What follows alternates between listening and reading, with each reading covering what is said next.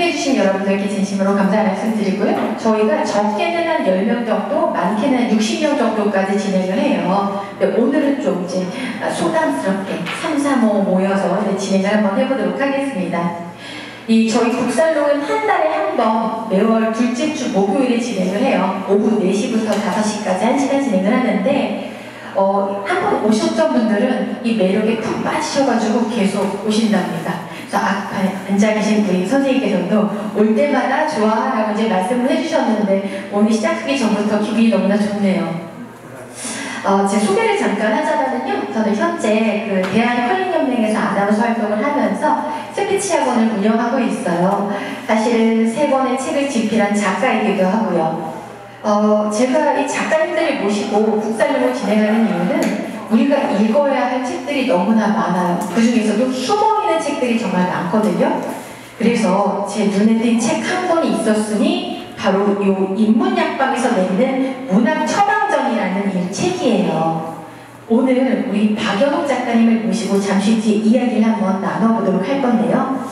먼저 우리 박연옥 작가님 좀 소개를 해드리고 제가 좀 뜨거운 박수로 맞아주세요 하면 좀 박수로 좀 맞아주시길 바라겠습니다. 네, 우리 작가님은요 경희대 대학원에서 문학을 전공하셨고요. 신춘문예에 당선되어서 글쓰기를 이제 시작을 하신 거죠. 마을 인문학 공동체 문탁 네트워크 회원이시고요. 최근에는 질병과 노화를 다르게 바라보는 실험을 하는 인문약방과 127 약국에서 일을 하고 계십니다. 지은 책 소개해드릴게요. 영혼과 정치와 윤리와 좋은 삶, 그리고 문탁 네트워크가 사랑한 책들이 있는데요. 그럼 우리 작가님 뜨거운 박수로 맞아주세요. 네, 우리 작가님 앞으로 나와주실게요. 우리 제가 잠깐 작가님에 대해서 소개를 해드리긴 했는데 한 번 더 자세히 그분을 소개를 해주시는 게 좋을 것 같아요. 네. 네. 안녕하세요, 박연옥입니다. 네, 저는 이제 아까 소개해주신 것처럼 대학에서는 이제 국문학을 전공했고요. 그래서 경희대학교 교양학부가 이제 후마니타스 칼리지인데 2022년까지 제가 거기서 15년 정도 글쓰기 수업을 했던 이제 대학 강사였어요. 지금은 이제 아니죠. 그 다음에 이제 2010년부터 현재까지는 이제 아까 소개해주신 마을 인문학 공동체 벤탁 네트워크라는 곳에서 공부도 하고 일도 하고 있는데 좀 벤탁 네트워크에 대한 소개는 좀 복잡한 것 같아요. 예, 간단하게 소개해드리면 저희가 이제 지향하는 것은 국가나 시장으로부터 자유로운 공동체 이런 것을 지향을 해요. 그래서 여러 가지 활동을 하고 있고요. 크게는 어떻게 공부와 맞벌이를 좀 달리 할 수 있는 방법이 없을까. 그래서 저희가 많은 실험들을 하고 있어요. 올해가 이제 16년째라서 정말 다양한 많은 마을 화폐도 해보고 작업장도 해보고 마을 학교도 해보고 굉장히 이 스토리는 너무 길어서 다 설명해 드리기는 어렵고요. 그 중에서도 저는 최근 이제 4년 정도는 인문약방과 127 약국이라는 곳에서 공부도 하고 일을 하고 있습니다. 그래서 이런 일들이 너무 많아져서 이제 대학 강의를 계속하기가 더 어렵더라고요. 그래서 대학 강의는 이제 22년으로 제가 이제 마무리를 지었습니다. 네. 굉장히 바쁘실 것 같아요, 작가님. 그쵸? 네. 근데 행복하시죠? 피곤해요. 피곤함 속에 소소히 묻어나는 행복감. 네. 표정 보니까 굉장히 행복해 보이시는 것 같아요. 자, 그럼 우리 박연옥 작가님의 그 문학 처방전에 대해서 함께 이야기를 나누어 보기 전에 강연을 좀 진행해 주세요. 네. 여기가 이제 제가 일하는 127 약국이라는 곳이고 이제 간단히 소개할 수 있는 건 뒷부분에 소개되어 있으니까 보시면 좋을 건데요. 127 약국은 이름도 좀 생소하시죠? 127이라고 하는 사상가의 이름을 좀 가져온 이반 127이라고 하는 사상가가 있는데요. 그 사람의 이름을 가져온 약국이고 이제 저희 약국에 대해서 많은 분들이 어떤 사이버 약국 아닌가, 온라인상에 있는 가상 약국 아닌가. 그래서 저희가 가장 많이 들었던 질문이 여기 약국 맞아요? 이런 질문을 굉장히 많이 들었는데 실제 약국이에요. 그리고 굉장히 작아요. 여기 강의하는 공간, 요 정도가 저희 약국입니다. 있는 것 같고 약이 그렇게 많지가 않아요. 그리고 약보다는 책이 조금 더 많은 그래서 좀 독립서적 느낌의 나는 약국이라고 보시면 좋을 건데요. 그래도 이제 진짜 약사 자격증이 있는 저희 같이 공부하는 친구 중에 약사가 있어서 약사 자격증이 있는 약국이고요. 저희가 병원 처방전은 받지 않아요.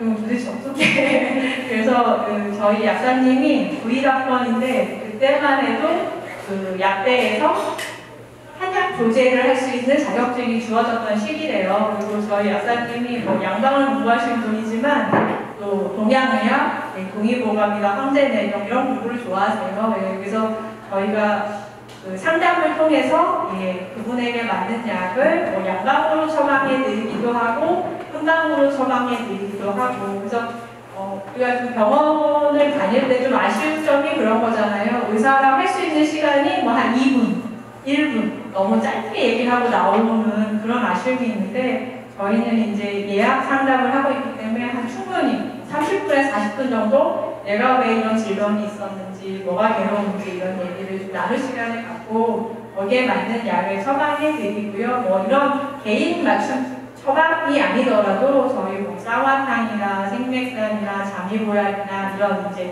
일상보약, 상비약 뭐 이런 것도 판매하고 있고요.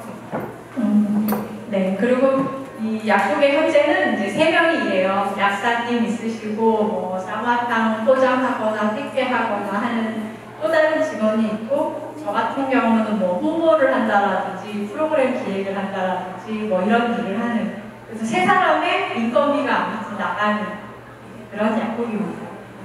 1인치 약국은 정말 아까 말씀드린 것처럼 아주 작은 약국인데 그래도 세상에 하나밖에 없는 약국이거든요. 그래서 저희가 다른 약국이 하지 않는 일들을 해야 한다는 저희의 미션이 있어요. 세상에 하나밖에 없는 약국이고 다른 약국에서 안 하는 걸 해야 되잖아요. 그래서 여러 가지를 좀 고민해봐서 어제도 저희가 1인치 약국에 놀러와 뭐 이런 프로그램을 했는데 1년에 한 2번 정도씩은 뭐 워크숍 같은 프로그램도 하고 뭐 글쓰기 프로그램도 하고 인문학 공부하는 프로그램도 하는데 이제 제가 문학을 전공자이기도 하니까 친구들하고 한번 소설을 같이 읽는 문학 처방이라는 걸 해보면 어떨까 이렇게 해서 시작된 기획이에요. 문학 처방전이라는 기획.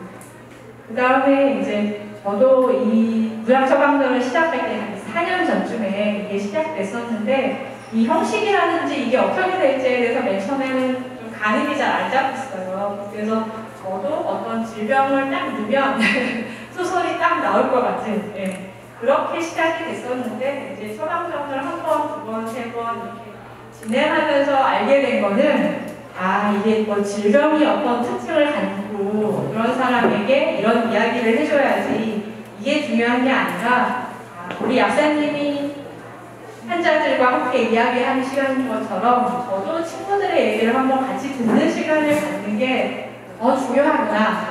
이거를 조금 알게 됐어요. 그래서 어떻게 보면은 소설은 늘 드라마처럼 어떤 상황 속에서 이야기가 되잖아요. 그러니까 내가 겪고 있는 문제랑 비슷한 소설 속의 인물이나 주변인들을 보면 내 문제를 조금은 거리감을 두고 바라볼 수 있게 돼요.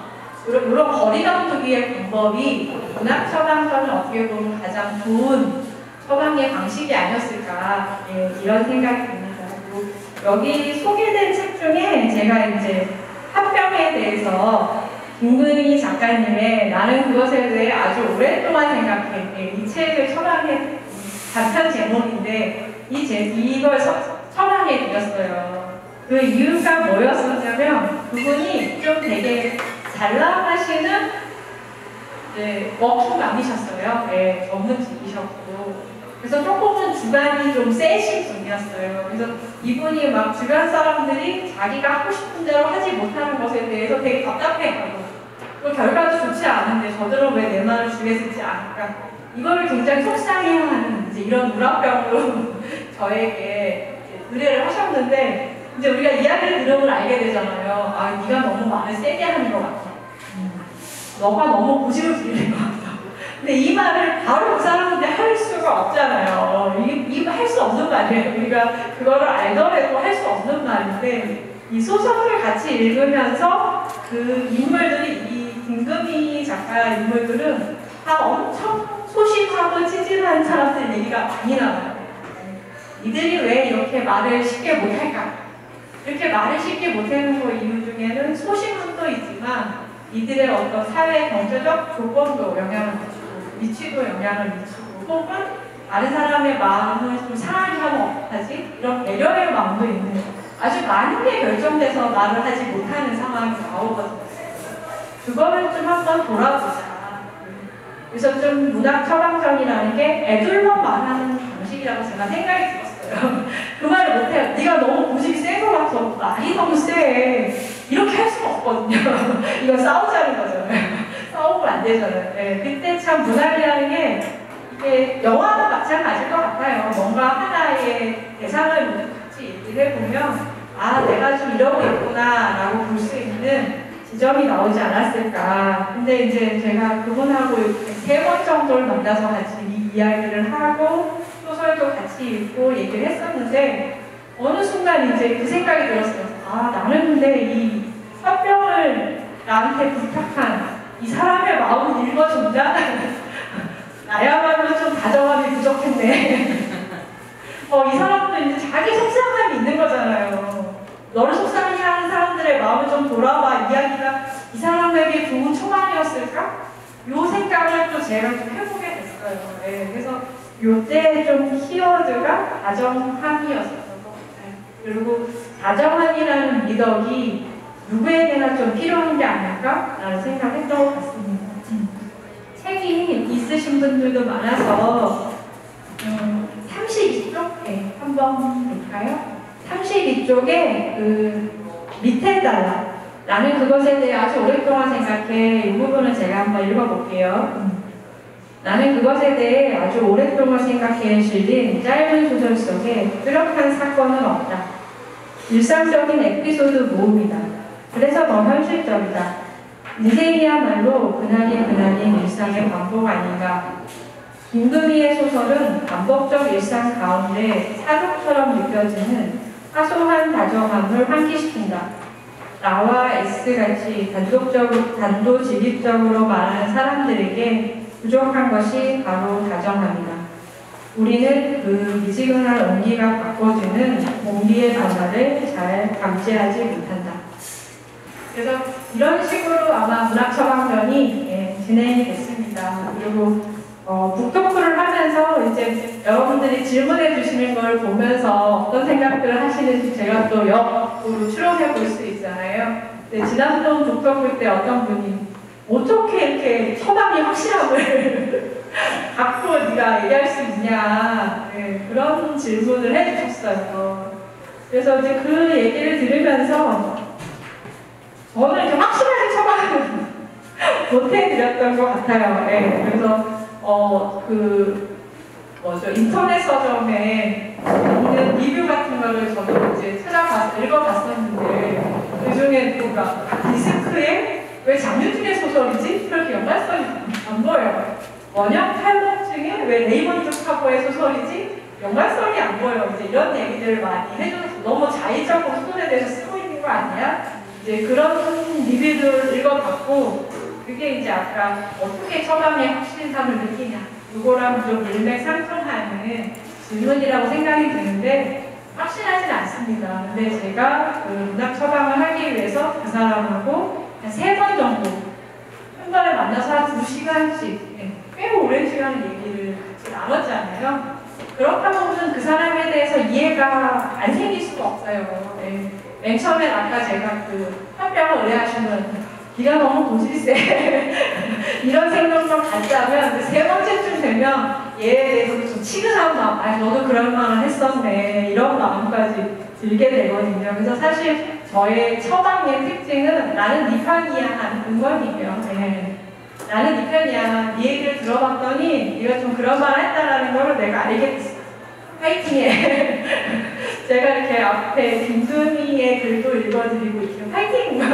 이렇게 해서 되게 좀 사람 좋고 친절하고 그래 보이지만 사실 현실에 저는 그런 사람은 아니에요. 그런 사람은 아니지만 문학 처방을 할 동안 나는 저와 함께 이야기해준 사람한테 아유 너도 참 살아오느라고 많이 애썼다. 좀 기운을 냈으면 좋겠어. 나는 네 편이야. 이런 메시지를 주기 위해서 처방을 했던 것 같아요. 그러니까 그게 정확했는지 안 정확했는지는 별로 중요하지 않고 또 이제 처방을 받으셨던 어떤 분이 너무 자기를 미화해서 써준 것 같아서 민망하다.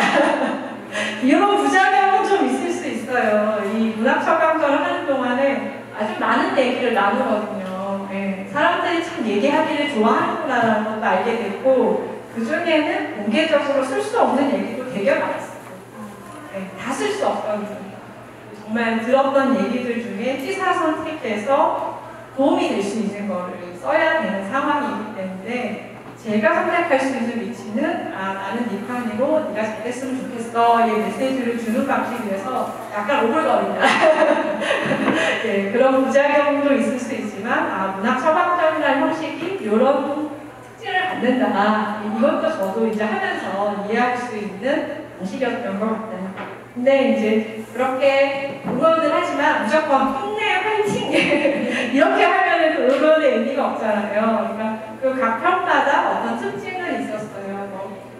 인정경망의 특징일 때도 있었고 존경, 농업자, 글쓰기, 타협의 기술 각각이 좀 봤던 어떤 액센트는 있었던 것 같고 그게 이제 그 사람이 원하는 부분이었는지 모르지만 내가 할 수 있는 얘기는 이거야 라는 얘기였던 것 같아요. 그래서 문학 처방전이라는 게 어떤 질병에 대한 처방을 내려주기보다는 제 마음의 표현이었던 것 같아요.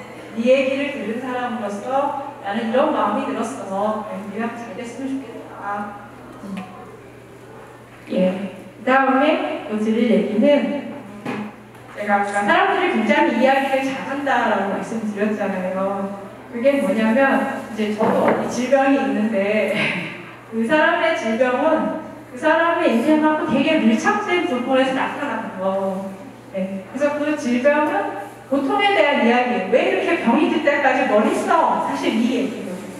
그래서 되게 고통을 주는 얘기이지만 동시에 이 사람이 굉장히 소중하게 생각하는 중요하게 생각하는 애정이 있는 거 이것과도 또 연결이 돼요. 네. 그렇기 때문에 괴로운 거예요. 내가 관심이 없거나 무관심한 것들 때문에 내가 아프지까지는 않거든요.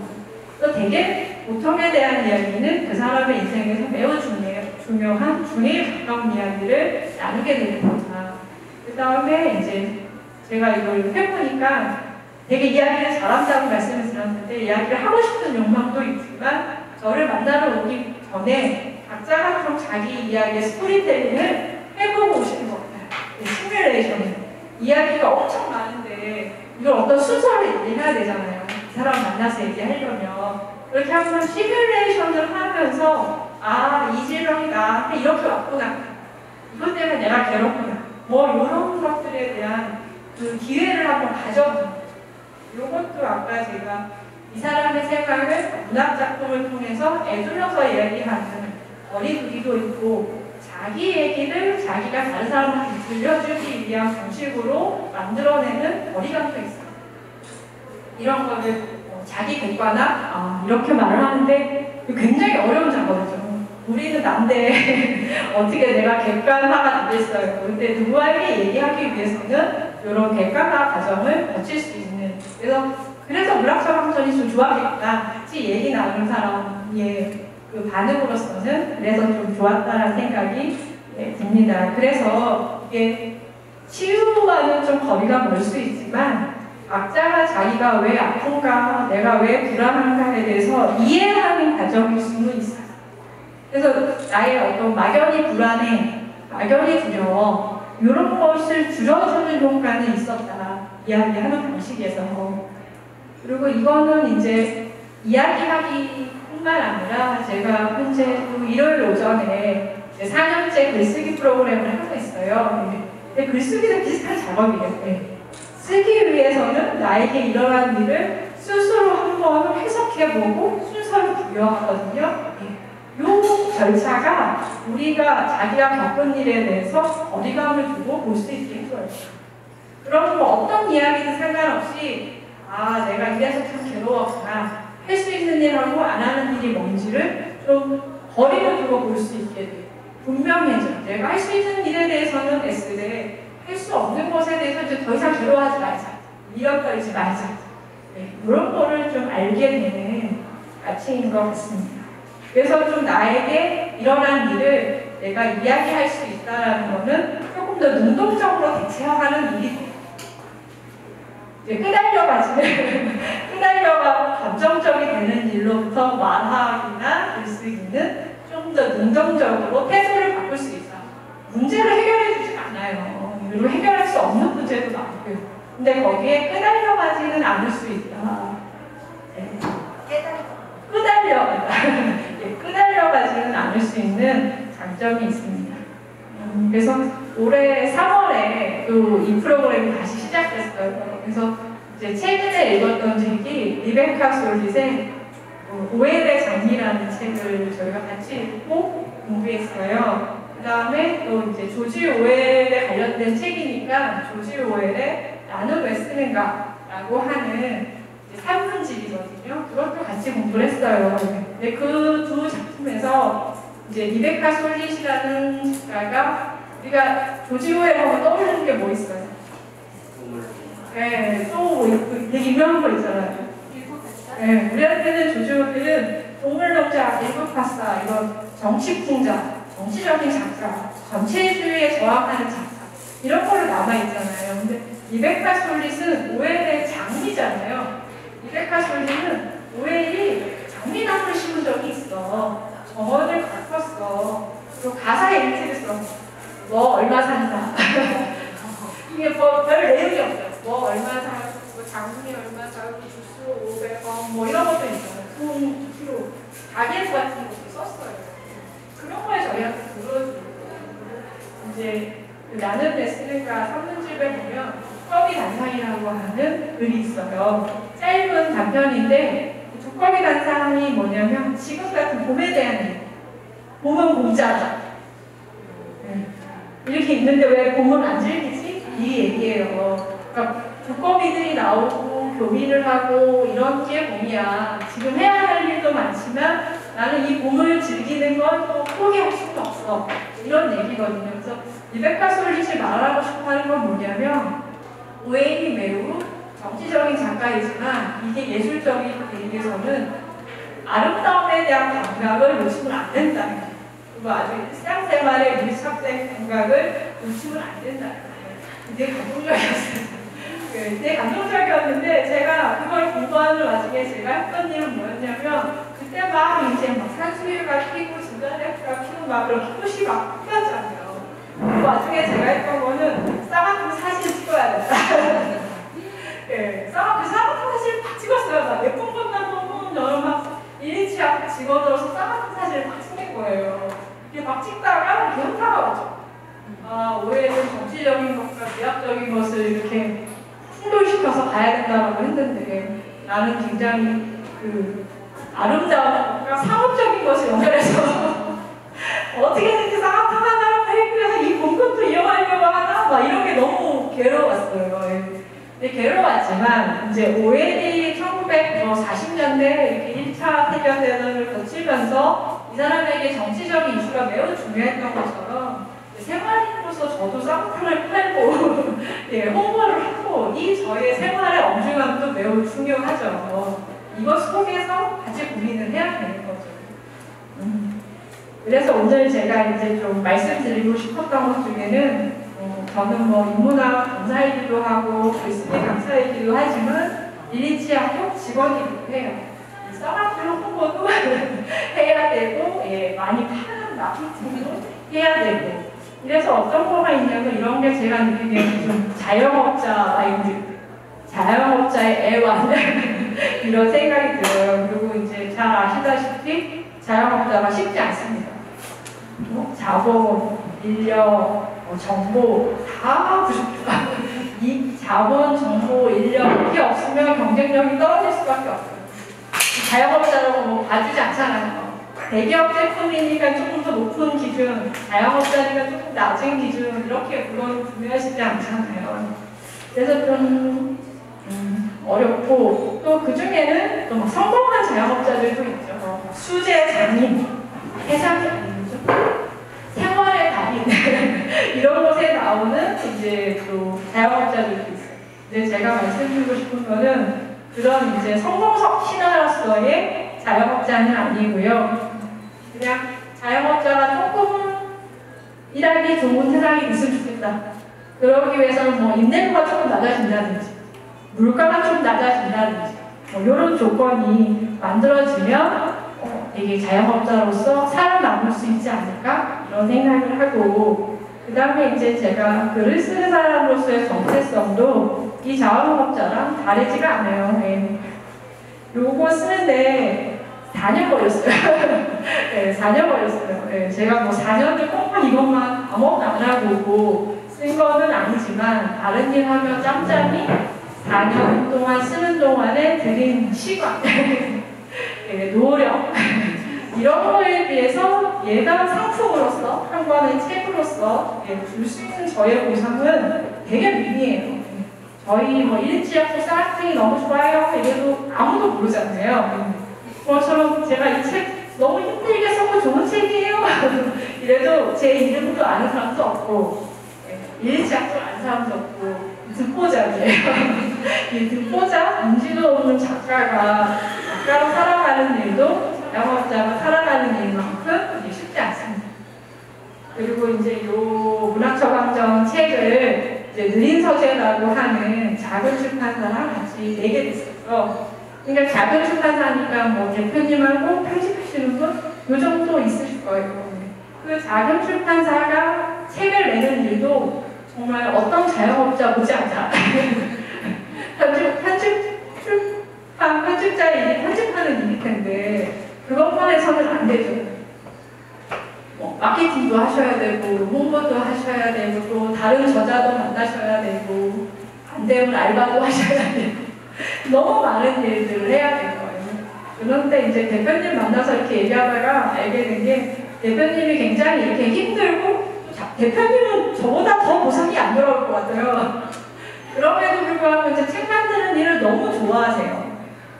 그리고 이제 대표님의 어떤 자부심이라고 한다면 내가 이렇게 잘 만든 책을 알아봐줄 좋은 독자가 있을 거다. 그때까지 나는 좀 계속해보겠다. 이런 마인드셔가지고 우리가 되게 비슷한 일을 하고 있구나. 너무 처음 보는 분들과 이렇게 제가 만나서 얘기를 하는 기회를 갖게 되잖아요. 그게 너무 기적 같은 일이죠. 어떻게 제가 이런 선생님들을 만나겠어요. 이런 일들이 일어나기도 하고 그 사이에 저도 이제 아무도 모르는 그런 작가가 아니라 여러분들이 제 이름을 기억해주는 이제 작가가 되었겠고, 그러기 위해서는 이제 읽을 만한 글을 써야죠. 쓰지도 않으면서 나를 불러줘 이러면 안 되잖아요. 그러니까 여러분들이 읽으실 만한, 읽고 도움이 될 만한 글을 쓰도록 저도 좀 노력을 해야 될 것 같습니다. 그리고 이제 이런 얘기를 드리는 이유는 이제 여기 오신 선생님들 각자가 갖고 있는 고단함들이 있으실 거예요. 이 고단함들을 이해하는데 좀 도움이 되면 좋겠다. 이런 마음으로 얘기를 드렸습니다. 감사합니다, 작가님. 네, 고맙습니다. 네. 지금 뜨거운 박수를 받고 계세요. 네, 우리 작가님의 그 책 이야기, 그리고 또 작가님의 이야기, 우리 출판사 이야기까지 우리 출판사 대표님이 굉장히 좋아하실 것 같습니다. 이 책 문학 처방전을 쓰는 기간이 한 4년 정도 걸렸다고요? 근데 우리 느린 서재의 출판사 이름이잖아요. 네네. 너무 잘 어울리지 않아요, 여러분? 그쵸? 왜냐면은 4년이라는 시간을 허투루 쓰지 않고 진정성 있게 천천히 우리 출판사도 느린 서재지만 정말 진정성 있는 출판사다는 생각이 듭니다. 네, 우리 다시 한번 출판사와 우리 작가님께 좋은 책 내주셔서 감사하다는 말씀 드리겠습니다. 고맙습니다. 감사합니다, 대표님. 네. 자, 저는요, 이 책 제목이 참 이상적이었고요. 이색적이었어요. 문학 처방전? 약 처방전도 아니고, 이 제목을 문학 처방전으로 지은 이유가 있으세요, 작가님? 아주 이렇게 깊이 고민해본 질문은 아니에요. 바로 나오셨어요? 네, 그냥 바로 나왔던 것 같아요. 저희가 약속을 하기 때문에 제가 1일치 학교에서 일하지 않았다면 이런 아이템은 나오지 않았을 거예요. 그냥 다른 방식으로 제가 에세이를 쓴다든지 뭐 했겠죠. 근데 약국에 있다 보니 약국에서 할 수 있는 일이 일이 뭘까? 그리고 내가 좋아하는 문학과 할 수 있는 일이 뭘까? 되게 우연적 결합으로 나왔던 제목. 일을 하시면서 네. 내가 약국에 일하니 처방이라는 단어는 뭐 생소하지 않다는 네. 거죠. 이 작가님 문학 전공하셨잖아요. 네. 근데 이제 강연을 하실 때도 문학에 대한 사랑이 나타났는데 어느 정도로 문학을 사랑하세요? 아유, 지금은 아닌데. 지금은 아니에요? 지금은 아니면 지금은 문학에 대한 애정이 많이 식었었는데 제가 네. 이제 20대 때는 국문과를 나왔고 그리고 국문과에서도 소설 창작을 하려고 했어요.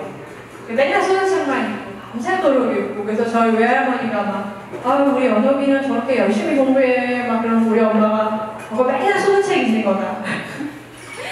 아무 소용없다 막 이렇게 할 정도로 저의 20대 시간은 이제 소설에 푹 빠져서 정말 이렇게 소설 쓰는 사람들에게 많이 비유가 소설은 목에 달아 죽기 좋은 나무다. 목을 매달아서 죽을 수 있을 만큼 좋은 나무다라고 하는 대목이 있었어요. 네. 그래서 저희 20대 시간은 그렇게 소설, 어떻게 하면 소설을 잘 써볼까?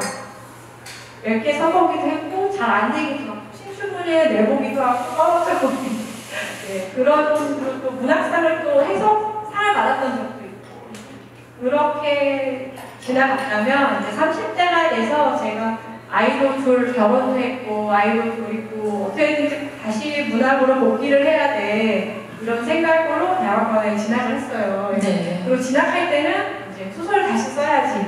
이런 마음으로 진학을 했는데, 이제 육아도 해야 되고, 대학원 공부도 해야 되고 하니까 소설은 너무 멀어지는 것 같아요. 너무 어려워요. 내 시간을 확보할 수가 없기 때문에 창작을 한다는 건 불가능하구나. 이제 그걸 이해했던 것 같아요. 그래서 그러면 이제 할 수 있는 걸로 평론을 할 수 있지 않을까. 공부해서 쓰는 거는 창의적인 것보다는 조금 시간이 덜 들고 내가 그래도 문학 가까이에 있는 일이겠다라고 해서 30대의 시간은 이제 평론을 공부하고 평론을 쓰고 이런 시간들이 30대의 시간이에요. 그러면서 이제 소설에 대한 애정이 네, 좀 애정. 줄고 네. 줄은 것뿐만 아니라 시기 질투와 함께 난 소설가가 못 됐어. 아이고, 망설였네. 네. 니들만 좋은 거 하고.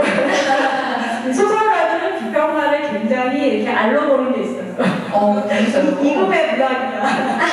네, 그런 부분이 있기 때문에 나는 이제 뭐 2차 테스트만 쓰는 사람이지라고 하는 자괴감도 있었고, 그러니까 비평을 굉장히 즐겁게 하지는 않았던 거예요.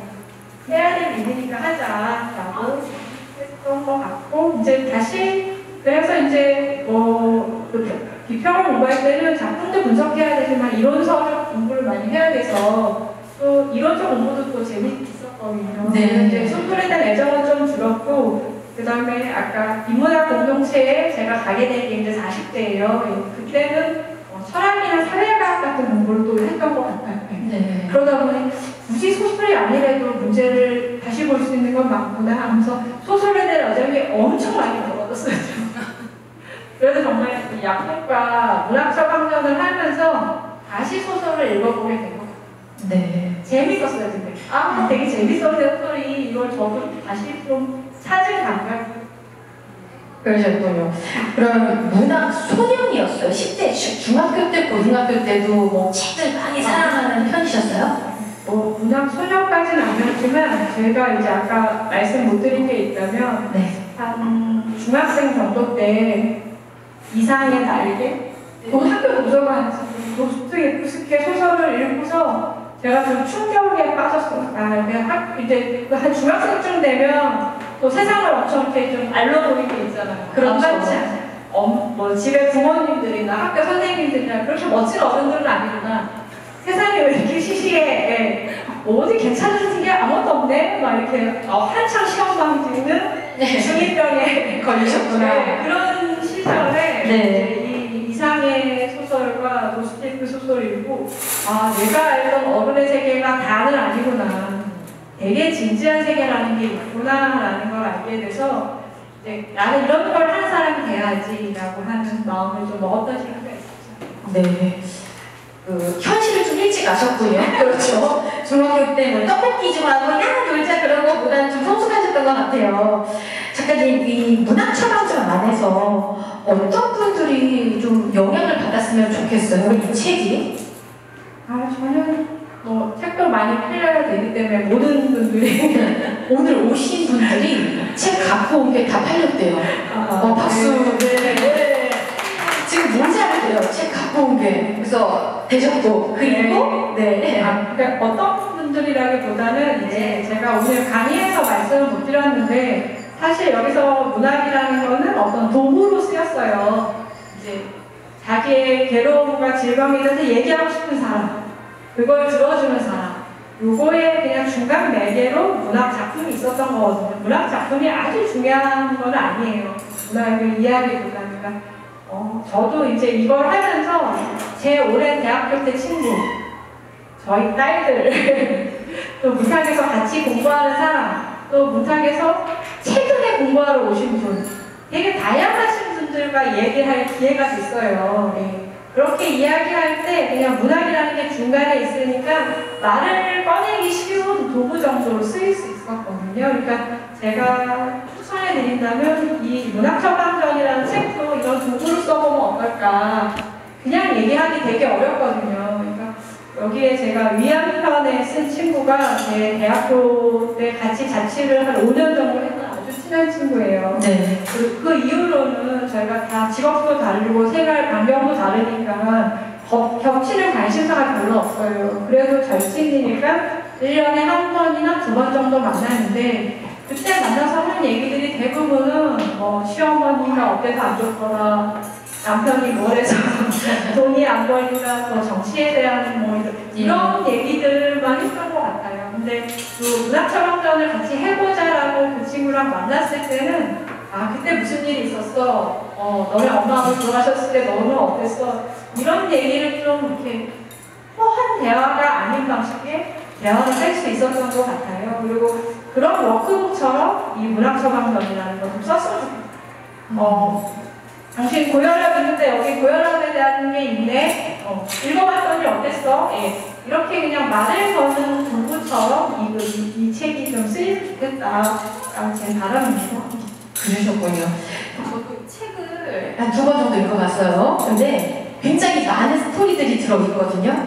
그래도 우리가 내가 음식을 다 좋아해도 특별히 맛있는 게 있듯이 가장 기억에 남는 이야기는 어떤 부분이세요, 선생님? 그러니까 이 질문도 되게 많이 하시고 되게 정답처럼 말씀드리는 거는 네. 이제 여기 20편의 이야기가 들어있는데 그 이야기 하나하나가 다 쉽지가 않았어요. 그래서 누구 한 사람한테 더 애정을 주거나 누구 하나도 쉽게 나오지는 않았고, 근데 이제 이런 답변을 되게 싫어하시더라고요. 식상하다. 듣기만 좋다. 이렇게 식상해 하셔서 이제 조금 더 어려웠던 편이 있다면 저한테는 이제 MZ세대들, 수면 장애라든지 공황, 산후우울증, 한 80년대 이후생들의 질문들이 제가 내가 살아봤더니 이래라고 말할 수 없는 그들 세대의 경험 속에 나온 괴로움이었어요. 그거를 제가 그거 되게 힘들 것 같은데 잘 실감하기가 좀 어려워서 그런 얘기에 또 섣불리 말해보는 정말 저는 꼰대가지고 다시는 말하지 않겠다. 부작용만 나올 수 있었기 때문에 그 친구들하고 얘기하기도 어려웠고 쓰기도 더 조심스러웠고 그 부분이 특히 그러셨군요. 제가 아까도 말씀해 주셨는데 문탁 네트워크 회원이라고 하셨잖아요. 저희 강연 중간에 오신 분들 계시니까 정확히 어떤 곳인지 좀 소개를 다시 한번 해주세요. 네. 이제 문탁 네트워크 이렇게 한번 검색을 해보셔도 이제 인터넷에서 뜰 수 있고요. 이게 경기도 용인시 수지구에 있거든요. 네. 한 16년 정도 됐고 저희도 저희 건물은 아니지만 저희가 임대하고 있는 건물이 그래도 2채 있어요. 맨 처음에는 어떤 친구의 아파트 거실에서 시작되었는데 그냥 공부 모임을 하자라고 해서 그렇게 공부 모임을 좋아하시는 분이 많아져서 저희도 한 50평 정도 되는 공간을 임대해서 이제 다양한 세미나, 강좌 이런 그러니까 문화센터나 평생학습관 같이 같이 비슷한 커리큘럼으로 막 돌아가는데 예. 그 운영이 뭐 국가가 한다라든지 관이 한다라든지 이런 방식은 아니고 저희가 이제 각자가 뭐 세미나 회비를 낸다라든지 수강비를 낸다라든지 이제 자율적인 방식으로 그게 운영이 돼요. 그리고 저희 대표가 없어요. 저희 공간에 대해서 사람들이 대표님이 누구예요? 네, 편하게 함께 진행하는 공간이군요. 네, 그래서 네, 그렇습니다. 그래요. 자, 그럼 문탁 네트워크 회원하시면서 뭐 가르치기도 하지만 뭐 배우도 얻고 하실 거예요? 가장 기억에 남는 일이 좀 있으세요? 너무 많은 일이 있어요. 너무 많은 100개는 말하면 안 돼요. 시간 관계상 딱 하나만. 너무 많은 일이 있어서 최근도 좋아요. 최근, 예. 최근에 있던 얘기를 드리면은 이제 이번 주, 지난주 일요일, 월요일에 있었던 일이에요. 일요일, 월요일에 무슨 일이 있었냐면 이제 공유제 같이 쓰는 공자에다가 휴식할 휴자에다가 이제 집제자 쓰는 공유제라는 곳에 보살을 지냈어요. 그게 어디 공유제가 어디 있냐면 이제 평창에 있어요. 평창에 있는 이제 그 저희 회원이신 부부의 어떤 사적 소유물이에요. 그분들의 전원주택이에요. 네. 그분들의 전원주택인데 이렇게 예쁘게 집을 지으시고는 그 집을 저희한테 빌려주셨어요. 뭐 워크숍을 하거나 회의를 하거나 할 때 필요할 때 써. 네, 개인 용도로도 써. 이렇게 집을 빌려주셔서 저희가 너무 감사하게 썼죠. 네. 근데 이제 작년 겨울에 저희가 화재가 일어나는 사건이 있었어요. 네. 그리고 그 화재에 저희 워크숍 팀이 좀 연루돼서 워크숍에 간 사람들이 약간 실수를 해서 불이 나는 사건이 있었어요. 그게 좋은 기억인가요? 아니 그게 아니라 불이 나서 정말 그때는 다 엄청 당황을 하고 이거 네. 남의 집을 부르려면 개인 재산을 손괴하는 일이 발생했고 이거의 책임을 누구 한 사람에게 질 수도 없고 예.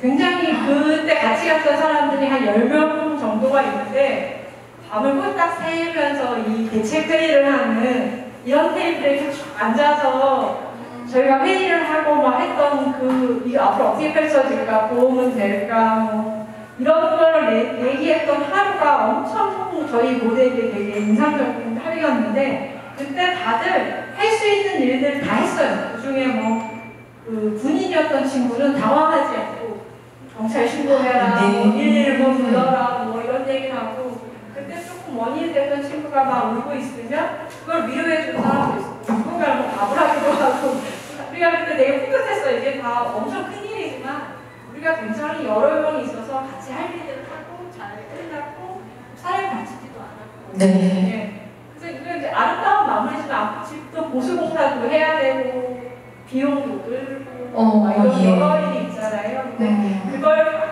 끝내고 요번 주 일요일날 그 집이 이제 보수공사가 마치고 이제 앞으로 불 안 나고 잘 지내자라고 하는 공사가 진행인 거라서 이게 그날 그 집에 25명이 같이 있었어요. 25명이 거기서 막 오늘같이 이런 개인 주식에 볼 수 없는 모습을 다 뽀짝뽀짝 모여 앉아가지고 이제 뭐 불난집은 잘 된다니까 잘 될 거야 막 이런 얘기 하면서 네. 그러면서 그 집주인들이 요번에 이제 확실히 이름을 공유제로 하겠다. 마음 쓰지 말고 불냈달라고 니네가 또 이걸 안 이용하려고 하면 안 되니까 마음 편히 써. 내 돈으로 지은 집이나 같이 쓰니까 얼마나 좋니. 그래서 되게 굉장히 이 흐뭇한 제 공동체에서 이제 이런 흐뭇한 얘기뿐만 아니라 시기 질투 갈등 훨씬 많아요. 훨씬 많지만 그래도 그것이 막 시기 질투 갈등 때문에 때려쳐야겠다라는 마음은 안 드는 정도.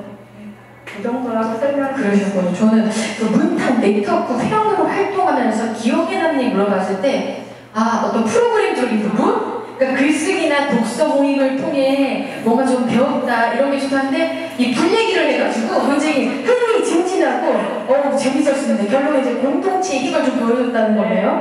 자, 그 책에요. 아까도 뭐 화평의 김금희 작가의 나는 그것에 대해 아주 오랫동안 생각해 처방한 또 이유가 있으시고 이렇게 말씀을 하셨어요. 근데 또 기억에 남는 게 거북목의 김세희 작가의 가만한 나날을 처방하셨더라고요. 왜 이 책을 처방하시는 거죠? 그러니까 이제 이 김세희 작가의 가만한 날들이 김세희 작가도 아마 한 90년대생 정도 되실 거예요. 네. 그리고 이제 문창가를 나와서 소설을 쓰려고 하는 사람인데 아직 작가로 이름나기 전에 이 문창가를 졸업한 졸업생이 무엇을 할 수 있나, 이 소설 속에 이제 등장인물로 그려지는 건 뭐냐면 우리가 많이 아는 뭐 네이버라든지 이런 곳에 우리가 물건 사려고 이렇게 검색해보면 파워 블로거 같은 것들이 뜨잖아요. 네. 어떤 상품 후기 같은 거. 근데 지금 우리가 그것들을 다 마케팅으로 누군가가 전문으로 쓴다는 걸 알잖아요. 그러니까 그 문창가를 나온 작가 지망생들의 초년으로 할 수 있는 일들이 이제 그런 블로그에 상품 후기 쓰는 거예요. 그들이 갖고 있는 문학적 재능을 막 최대한 발휘해서 쓰는데 그걸 하는 동안에 이 초반에는 이 친구가 엄청 기뻐하면서 내 재능이 써보기 때문에 예. 너무 기뻐서 하는데 이제 알게 되죠. 아, 내가 쓴 이런 상품명을 보고 누군가가 물건 사는데 문제가 있을 수도 있겠다. 그리고 이제 그 살균제 파동 같은 게 있었었잖아요. 예. 그러면서 이제 되게 사회초년생의 씁쓸한데 제가 좀 말하고 싶은 요 거북목을 대하는 사람도 이제 애니메이션 학과를 나와서 그런 일을 하고 싶어 하는 20대였어요. 예. 그러니까 20대 중에서도 뭐 학벌이 좋거나 자격증이 있거나 그렇지 않은 20대가 사회를 나온다는 게 얼마나 허허한 일이고 등시럽고 그런 일일까. 네. 그거를 좀 다시 봐야 되지 않을까라는 생각으로 제가 이 가마라는 하나를 네. 처방했습니다. 아, 그렇죠. 또 책에 고혈압에는 김추엽의 나의 우주 영웅에 관하여를 처방하셨더라고요. 혹시 여기 고혈압이신 분 계신가요? 아직 없으세요? 읽어보시면 돈 많이 내실 것 같은데 궁금한 게 선생님, 그러면 저혈압에는 어떤 책이 읽어야 네, 그리고 이제 저혈압도 질문해 주셨는데 네. 많은 분들이 저한테 이제 저도 이거 처방해 그렇죠. 질병으로 저한테 문의하시면 사실 질병과 이 문학 처방전 상관이 없어요. 그러니까 사실은 이제 저혈압이신 분이 어떤 라이프 스타일을 갖고 있는가, 아, 이 네. 사람이 하고자 하는 게 뭔가 그 스토리를 제가 듣고 그때 뭐 김초엽이어도 되고 장철진이 상관은 없어요. 그러니까 네. 이야기를 같이 주고받는 시간이 어떤 처방을 나오는데 포인트다. 네. 근데 제가 대단하신 게 이 책을 읽어보니까요, 우리 작가님이 지금 만성그 심부전증이세요. 저도 이제 질병을 알게 됐죠. 네, 근데 이제 대단하신 게 체력적으로도 좀 힘들고 정신적으로도 힘들고 이렇게 하실 텐데 꾸준히 4년 동안 이 글을 썼고 또 다양한 분야에서 강의도 하시고 대단하신 것 같은데 괜찮으셨어요? 글 쓰실 때? 네.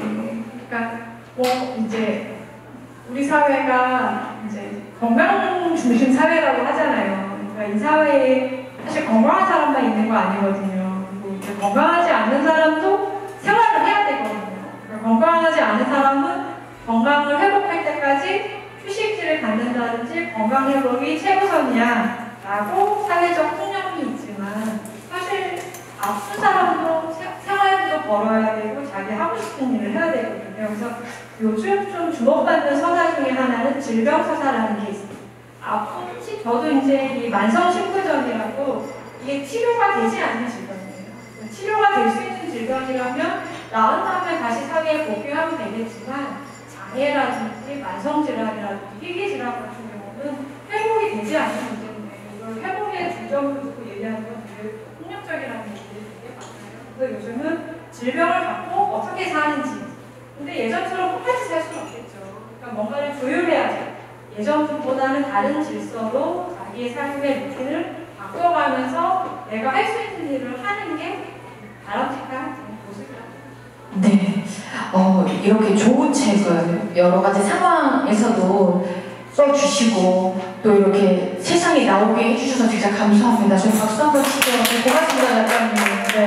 네. 우리 그러면 작가님 여기 계신 어디로 용인으로 가면 되나요? 용인으로? 여기 네, 인스타그램 네이버에 잃지 않고 검색하시고요. 이렇게 팔로우도 신청해 주시고요. 네. 신분당선 공천역에 있어요. 네. 저도 오늘 그걸 타고 갔는데 한 38분이면 오더라고요. 네. 3시간 따라 문제예요. 금방. 언제세요? 저희 약국이 수목금 문 열어요. 수목금. 네, 저희가 공부도 해야 되고 약사도 만들어야 되고 여러 일이기 때문에 주 5일 열지를 못하고 수목금 3일 문 여니까 네, 그 영업시간에 예약하고 오셔도 되고 그 영업시간에 그냥 놀러 오시면 저는 수목은 있어요. 네. 네. 거기서 뵈면 너무 반가울 것 자, 같아요. 우리 그러면은 연구장에서 오셨어요. 이 얘기를 꼭 해주세요. 네, 알겠습니다. 이따가 잠시 뒤에 요거에 대해서 다시 한번 안내해 드릴게요. 작가님, 오늘 북살롱 해보셨잖아요? 그리고 이제 북토크도 굉장히 많이 해보셨는데, 오늘 어떠셨는지 소감 한 말씀 부탁드립니다. 오늘 이제 오신 분들이 굉장히 많지는 않은데 되게 적극적으로. 적극적, 이런 적 처음 계시죠? 그렇죠. 저도 얘기하면서 이렇게 눈빛을 보잖아요. 근데 네. 눈빛을 너무 이렇게 옹호하듯이 눈빛을 막 발사해 주셔가지고 되게 기분 좋게 얘기할 수 있어서 여기 되게 좋은 곳이다. 네, 너무 좋죠. 오고 싶다. 하고 싶죠. 또 책을 하나 써가지고 와야 되는데. 네, 그럼요. 그때까지 좀 계속 하셔라. 이런 네. 생각 하셨습니다. 알겠습니다. 다음에 또 이제 책 나오시면 우리 작가님 모실게요. 그리고 앞서 우리 앞에 계신 우리 배 작가님께서 이제 질문을 해주셨어요. 어떤 저도 가서 함께 할 수 있을까라고 말씀해 주셨는데 이 부분 좀 안내를 해드릴게요. 저희 이제 북살롱은 한 달에 한 번 매주 둘째 주 목요일 오후 4시부터 5시까지 진행을 하거든요. 근데 저희가 오픈 채팅방이 있어요. 거기에 이제 입장을 하시면은 우리 작가님께서 저한테 이야기를 해주시면은 언제 가능하고요. 이런 분들 오시면 되세요라고 이제 링크를 보내실 거거든요. 그거를 저희가 이제 단독 오픈 채팅방에 올릴 거예요. 그러면 저희가 같이 가져요. 시간이 되면 같이 가고 아니면 개인적으로 개별적으로 가서 2~3시간 작가님이랑 이야기하고 싶다 그럴 때는 그렇게 하셔도 되시는데 이 오픈 채팅방이 아무나 들어올 수가 없어요. 북살롱 1회 이상 참여. 그래서 여러분들 그 안 없으신 분들은 카카오톡 오픈 채팅방에 지금 신유아의 북살롱을 검색을 하시고 비밀번호가 2324A거든요. 그래서 그걸 이제 입장을 해주시면은 그런 자세한 것들을 이제 받아보실 수가 있고요. 저희 이제 작년 9월부터 진행을 했습니다. 북살롱. 뭐 심리 전문가, 그리고 뭐 주부의 이야기, 에세이, 부동산 뭐 대표님 이제 많은 분들 오셨는데요. 5월달 저희 좀 안내를 해드릴게요. 5월달은 50에 있는 손자병법의 저자 최송목 작가님과 함께 하세요. 근데 저는 50이 넘었는데요. 괜찮으세요? 저는 20살이는데요. 괜찮으세요? 포인트는 인생 이야기입니다. 선생님, 이 책 제목 들어보시니까 괜찮을 것 같나요? 50에 있는 손자병법? 50 이제 인생 한창일 때죠. 네. 전략이 필요합니다. 그리고 손자병법이라는 책도 좀 읽어보면 좋겠죠? 그렇죠. 네. 두 번째 문제사항은 제가 이 낭독살롱과 북살롱을 진행을 하는데요. 북살롱은 이 공간 안에서 한 달에 한 번씩 저자님들 모시고 진행을 하는 거고요. 낭독살롱은 여러분들이 책 읽으면서 힐링을 하는 그런 프로그램을 진행을 하고 있어요. 이거는 매월 셋째 주 금요일 오후 3시부터 4시까지 1시간 진행을 하거든요. 여러분들이 좋아하는 책을 갖고 와서 항상 힐링하는 시간이에요. 낭독해보고 또 제가 이제 스피치 보이스 강사이다 보니까 이런 교정들 보이스라던가 이런 것도 잡아드리거든요. 이것도요 여러분 입장이 가능하신데 비밀번호를 알아야 한답니다. 그러니까 신유아의 낭독살롱 오픈 채팅방에 검색하셔가지고 2324A 입장하시면 되시는데 이번 주 다음 주죠. 다음 주 금요일에 제가 진행을 합니다. 항상 선착순 8명으로 진행을 해요. 그래서 4월 19일 금요일 오후 3시에 진행을 하니까 함께하고 싶으신 분들은 신청하시면 되실 것 같습니다. 오늘 우리 박영옥 작가님과 이 문화처방전의 책에 대해서 이야기 한번 나눠봤는데요. 오늘 이 자리는 이 몸과 마음이 아픈 사람들, 또 이제 문학을 사랑하는 사람들, 뭐 이런 분들이 함께하는 자리가 아니었나 생각을 해봅니다. 제가 이제 북살롱 선생님 마무리할 때 항상 하는 멘트가 있거든요. 제가 사랑하세요 그럼 여러분들이 오늘을 감사하세요 하는 오늘을 외쳐주시고요. 그리고 저희 행사 끝나고 난 후에는 작가님께 사인 받고 싶다 하시는 분들은 제가 아까 말씀드렸죠. 오늘 책이 완판이 됐습니다. 자, 앞에 나오셔가지고 사인 받으시면 됩니다. 여러분 외쳐볼게요. 사랑하세요. 오늘 감사하세요. 오늘